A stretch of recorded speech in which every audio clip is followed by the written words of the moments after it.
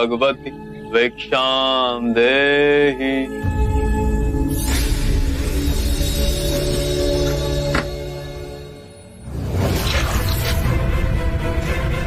बिना परिश्रम चावल का पानी ही मिलेगा। चावल चाहिए तो जाकर खेत जोतो। कल्याण,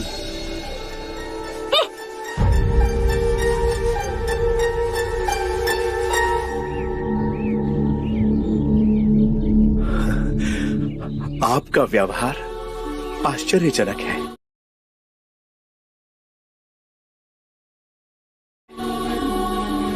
उस महिला ने आपके साथ दुर्व्यवहार किया और आपने उसे आशीर्वाद दिया। आप में तो शांति का स्रोत बह रहा है। मैं तो निम्न हूं, ये मेरे गुरु का प्रसाद। कौन है आपके गुरु? शाक्य मुनि बुद्ध। यह अविचलता का ज्ञान मुझे समझाएंगे? मैं ज्ञान दूं? मैं तो अभी भी उनसे ज्ञान प्राप्त कर रहा हूं। वो कहते हैं मध्य में रहो। मध्य बिंदु में न दुख कलपता है, न ही सुख बहा ले जाता है। और कहां है ये मध्य बिंदु? शाक्य मुनि कहते हैं हर व्यक्ति के अंतर में है ये मध्य बिंदु। केवल जाग जाओ तो वो सबको प्राप्त है। यही परम ज्ञान का द्वार है। संसार में जो जीव आता है वो उसी परम सत्य का ही रूप है, बस पदार्थ के रूप में प्रकट होता है और अप्रकट हो पदार्थ में ही विलीन हो जाता है। इतना गूढ़ सत्य इतनी सरलता से समझा दिए। कुछ और बताइए ना। बुद्ध अपने अनुभव की बात करते हैं। हर जीव में वही परम सत्य है, इसलिए हम दोनों हाथ जोड़ प्रणाम करते हैं। ये कोई भौतिक संस्कृति की बात नहीं, ये इस बात की सूचना देती है कि मेरे अंदर का परम सत्य आपके परम सत्य को पहचान रहा है, चाहे आपको ये ज्ञात हो या ना हो। क्या आपके गुरु मुझे अपना शिष्य स्वीकार करेंगे? अवश्य। हम शीघ्र ही मिलेंगे आपके गुरु शाक्य मुनि से। मोगलाना शाक्य मुनि बुद्ध की शरण में जाएंगे परम ज्ञान की प्राप्ति के लिए। आपके चेहरे का भाव देखकर तो ऐसा प्रतीत हो रहा है जैसे कोई विशेष उपलब्धि का द्वार खुलने योग्य है। हम भी चलेंगे आपके साथ। गुरुजी, हम भी आपके साथ चलेंगे। हम भी चलेंगे गुरुजी। यदि आप सब साथ चलेंगे तो आश्रम में कोई शिष्य बचेगा ही नहीं। कोई तरीका तो होगा। फिर तो यही उचित है कि पहले हम गुरुदेव के पास जाकर उनकी आज्ञा लेते हैं। वो जैसा कहेंगे हम वैसा ही करेंगे। ठीक है, चलिए आइए आइए। आप सब यहीं ठहरे।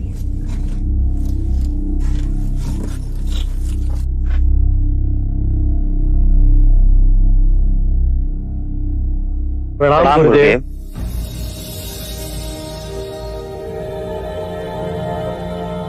आप सब लोग एक साथ, कोई विशेष बात?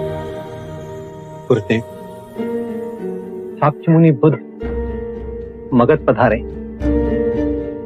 हम सबका अंतर कहता है कि वो हम सबके लिए मोक्ष का द्वार खोलेंगे।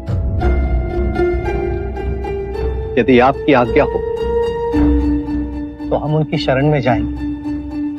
हाँ गुरुजी, हम भी चलेंगे। हम भी चलेंगे आपके साथ चलेंगे। आप सब चले जाएंगे? मैं तो चाहता था कि तुम और मोगलाना आश्रम के कार्यभार को अपने हाथ में ले और अपने निर्णय से चलाओ। मुझे कोई आपत्ति ना होगी।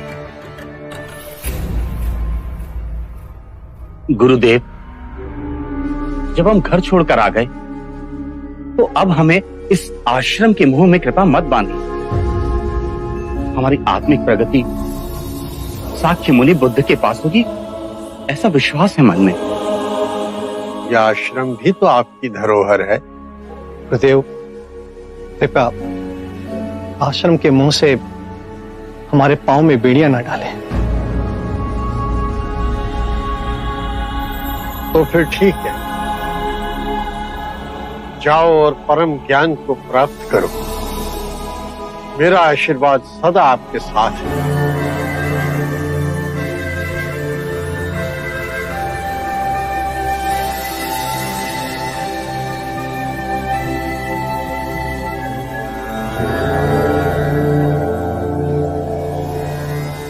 ये सारिपुत्र, ये मोगलाना गुरुदेव संजय के शिष्य हैं। आपके भिक्षु बनना चाहते हैं। अपने सभी साथियों को ले आए।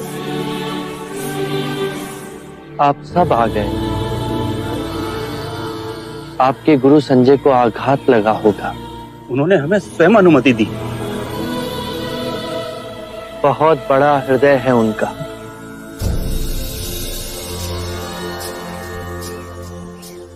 हमें वो अलौकिक दृष्टि नहीं है। बस्ता जी से आपकी सुगंध का समाचार आया। हमें लगा कि आपके चरणों में हमें मुक्ति प्राप्त होगी। आपको देखा तो लगा कि जन्म जन्मों की खोज पूरी हुई। हमें मत ठुकराइए, हम पर कृपा कीजिए। जब आप सबने पहला पग उठा ही लिया है, तो मैं इस मार्ग में आपका संरक्षण अवश्य करूंगा।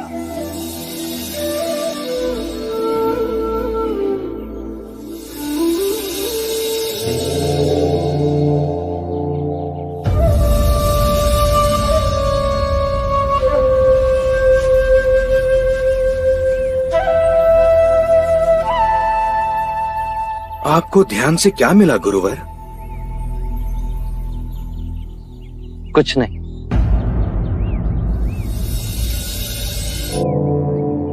यदि जंगल में आग लग जाए तो उसे बढ़ने के लिए वो अपने मार्ग के सभी पौधों और वृक्षों को खाती।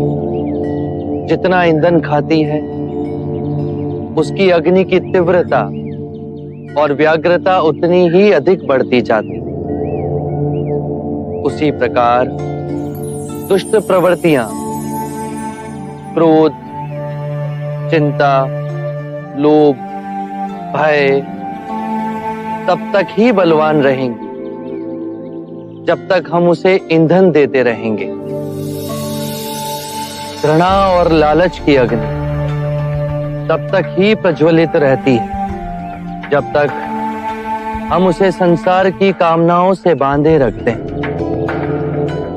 यदि किसी व्यक्ति का सारा ध्यान जीवन का परम दिव्य धन कमाने में, तो वो जितना कमाएगा उतना ही उसका मन कलेश से भरा रहेगा।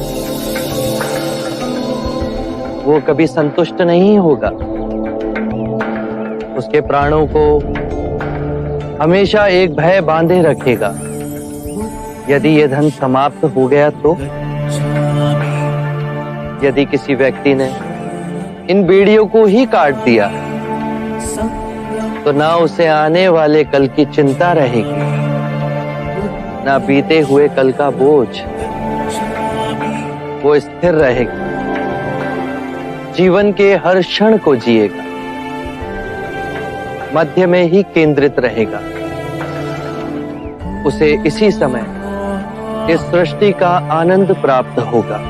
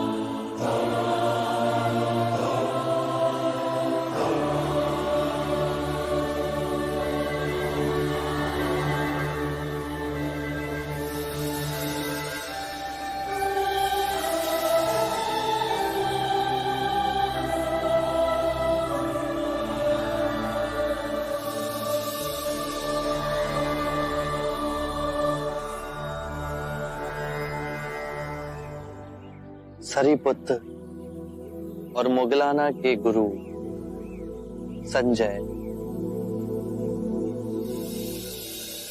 आपने कैसे जाना?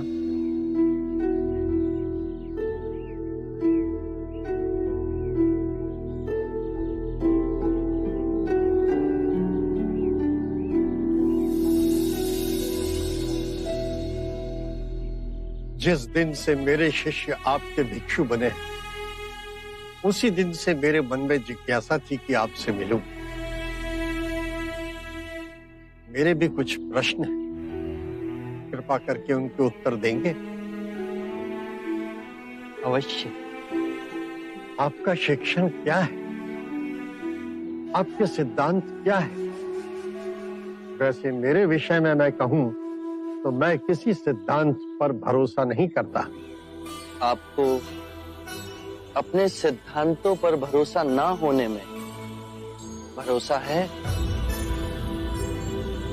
क्या आप अपने अविश्वासी होने पर विश्वास करते हैं? ये तो वाक्यों का खेल है।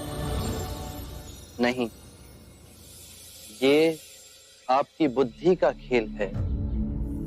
मेरे विश्वास और अविश्वास का तो प्रश्न ही नहीं है।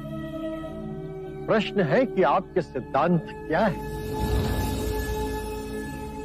यदि कोई भी व्यक्ति एक बार किसी भी सिद्धांत को पकड़ लेता है तो सर्वप्रथम वो अपनी स्वतंत्रता खो देता है। वो रूढ़िवादी होता जाता है। उसे लगता है कि जो उसका सिद्धांत है वही सही है। उसका विश्वास ही विश्वास है, बाकी सब असत्य है। और जहां विचारों की स्वतंत्रता की बलि हुई, एक ही विचार घेरा डाल लेता है, मनुष्य और संकीर्ण होता जाता है। और यहीं से संघर्ष और द्वंद्व की शुरुआत होती है। किसी भी बात का विश्वास अविश्वास का भी विश्वास मोह में डालता है। विचारों में बहुत शक्ति है। वो अपनी पकड़ जड़ तक बना लेते हैं और उनसे आसक्ति आत्मिक मार्ग की सबसे बड़ी बाधा है। यदि उसमें उलझे तो परम ज्ञान का द्वार कभी नहीं खुलेगा। यदि आपकी शिक्षा का कोई पालन करता है तो क्या वो भी बंधनों में बंध जाता है? मैं अपने अनुभव की बात कहता हूं। मेरा मार्ग ना सिद्धांत है, ना ही दर्शन शास्त्र, केवल शुद्ध अनुभव है, परम सत्य का अनुभव। परंतु बुद्ध, यदि कोई आपके मार्ग को ही अपना सिद्धांत समझ ले तो? मेरा मार्ग अभ्यास का है। उसे ना तो किसी स्थूल पदार्थ की तरह पकड़ा जा सकता है, ना ही उसे पूजनीय बनाया जा सकता है। मेरा ज्ञान ऐसा समझें कि एक नाव है जिससे नदी पार की जा सकती है, परंतु नदी पार करने के उपरांत हम उसे अपने सर पे तो नहीं ढो जाते ना। मन करता है कि आपके चरणों में गिर पड़ूं, किंतु अभी भी कोई ऐसी भावना है जिसकी पकड़ मुझ पर अब तक है। 3 तरह की भावनाएं होती हैं, सुखद, दुखद और तटस्थ। इन तीनों भावनाओं की जड़ें हमारे शरीर और मन में ही स्थित हैं। भावनाएं तरंगों की तरह उठती हैं और फिर स्वयं ही विलीन हो जाती हैं। मैं कहता हूं कि पहले इन उठती भावनाओं की गहराई में देखो, समझो, जानो कि इनका उद्गम कहां से हो रहा है। चाहे दुखद भावना आए या सुखद भावना, केवल ये देखो कि वो उठ कहां से रही है। जब उसके मूल में पहुंचोगे तो पाओगे वहां केवल शून्य है। ऐसा शून्य जैसे नीला आकाश। वो शून्य तो है, परंतु सबको अपने अंदर समेटे हुए है, एक चादर की तरह। बस अभ्यास करो, धीरे धीरे अभ्यास करते करते ये पाओगे कि लहरें उठना बंद हो गई। परम शांति की जो झील हमारे अंतर में है, वो तो विचलित ही नहीं हो रही। फिर और गहरे में जाओगे तो पाओगे कि भूल कहां कर रहे थे। जो नश्वर है उसे अविनाशनीय समझ बैठे थे। अज्ञान ही सभी विषमताओं की जड़ है। मैं केवल ध्यान की बात कहता हूं। ध्यान से अज्ञान दूर होगा। अज्ञान ना पूजा से, ना व्रत से, ना चढ़ावों से, ना किसी तप से समाप्त होगा। बहुत देर निद्रा में रहे संजय। उठो, जागो, स्वयं को पहचानो।